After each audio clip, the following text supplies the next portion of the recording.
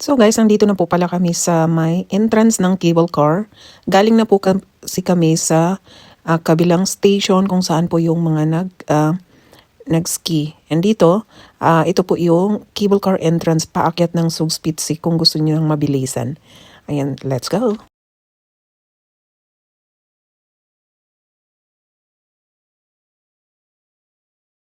Nandito na nga pala kami sa restaurant. Pag-akyat right away kami nung dumating dito. Nag-order agad-agad kami dahil gutom na po kami dahil 12 or mag 1 o'clock na po dito. And para iwas po ng dahil yung mga kasamahan ko ay nahilo. So para makakain na rin kami bago po kami mag-ikot. So ito po pala yung in-order ko. Swine braten with kartoffel and salad sauerkraut. Very famous po ito sa Bavarian region. One of my favorite dish dito sa Bavaria sa Germany. Kung saan ako nakatira. Ayan na, nagbabayad na po kami and we are also going to sit here for a while and try to relax, drink coffee after mag-lunch dahil hilong-hilo po talaga yung mga kasama ko. And ako po, nanginginig po din yung tuhod ko sa takot dahil may fear of heights ako hanggang ngayon. Kaya ito na, nandito na din kami, dito na rin kami kakain. Dahil hindi naman din talaga super kung mapunta kayo dito. Subukan nyo po talagang makapag, stay dito ng matagal and kakain po kayo dito dahil sobra pong ganda ang views lalo na pag walang ulap and dito po kayo kakain. Hindi po siya kamahalan.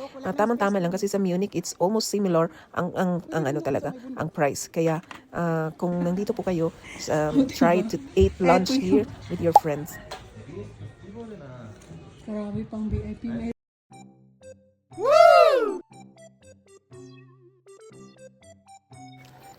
After half day, nakarating na po kami dito dahil nauna po kami sa kabila.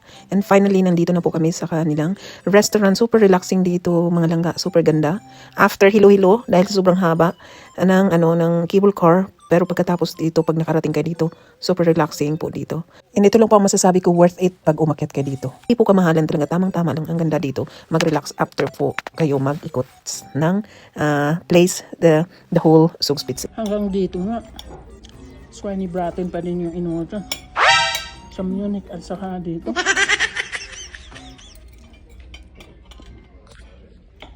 Satisfied?